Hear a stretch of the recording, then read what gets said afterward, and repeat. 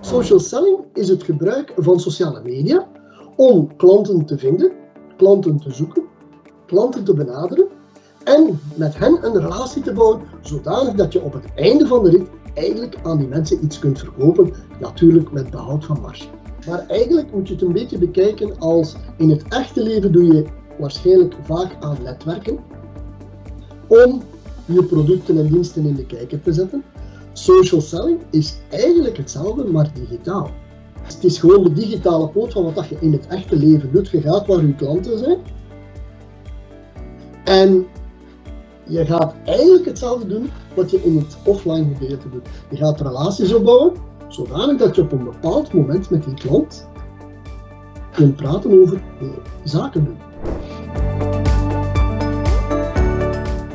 Tout simplement parce que je dois aujourd'hui être visible sur les réseaux sociaux et être visible sur les réseaux sociaux, ça va accroître ma notoriété.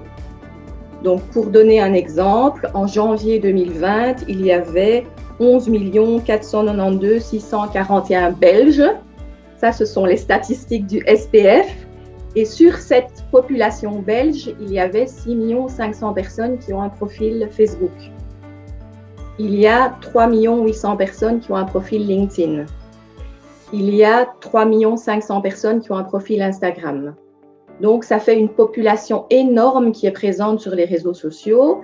Et si je n'y suis pas, quelque part, de manière un peu extrême, je vais dire je suis invisible, je n'existe pas.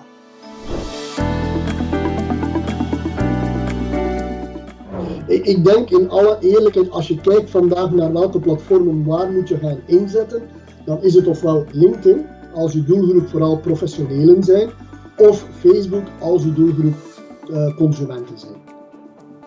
Al de rest is wat mij betreft bijkomstig. Alors non, vendre des assurances en ligne, ce n'est pas la même chose que de vendre un sac ou une montre. Les gens ont besoin de réfléchir beaucoup plus pour souscrire une assurance que pour tout simplement, en quelques clics, avoir acheté une nouvelle montre. Mais ce qui est important, c'est que grâce au social selling, vous pouvez faire ce premier pas, vous pouvez atteindre les gens. Les gens commencent à connaître qui vous êtes. Peut-être ils pensent « Ah, cette assurance, j'y avais jamais pensé, mais en fait, ça pourrait m'intéresser ». Ensuite, ils vont peut-être sur votre site web, ils vont chercher plus d'informations, ou bien ils vous contactent via Messenger, qui a la fonction chat de Facebook, ou bien par téléphone ou par email.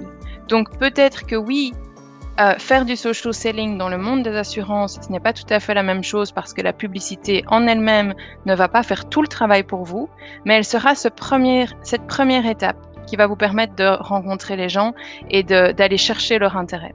La différence entre faire une publicité sur Facebook et une publicité dans la rue ou dans la Gazette du coin, c'est qu'avec Facebook, vous savez directement à qui vous parlez. Vous recevez des données de Facebook qui vous disent combien de personnes ont vu votre publicité, combien de personnes ont lu, se sont attardées, ont cliqué et ont engagé avec votre publicité.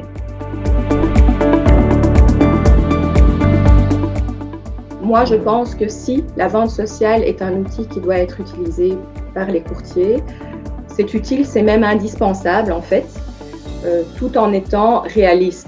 Moi, je trouve que régulièrement, les thèmes de l'assurance ou de l'épargne, ce sont des domaines où monsieur et madame tout le monde ont peu de connaissances. Et donc, ça peut être, utiliser les réseaux sociaux, ça peut être des canaux intéressants pour vulgariser toutes les thématiques du domaine de l'assurance ou de l'épargne. C'est quoi une responsabilité civile? C'est quoi une protection juridique?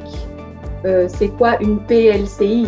Parce qu'en plus, souvent, dans le milieu de l'assurance, on utilise, enfin dans tous les milieux d'ailleurs, un jargon spécifique que monsieur et madame tout le monde et le client final ne comprend pas. Donc, aller sur les réseaux sociaux, ça permet de montrer son expertise en vulgarisant des informations qui vont répondre aux questions des utilisateurs finaux. Et donc, de cette manière, ça va accroître en fait la notoriété du courtier. On va se dire, ah ben il s'y connaît, hein, celui-là, donc je peux aller chez lui, je peux lui faire confiance. Il partage de l'information et il m'explique des choses que je ne connais pas. Et enfin, ça lui permet tout simplement d'être visible et trouvable.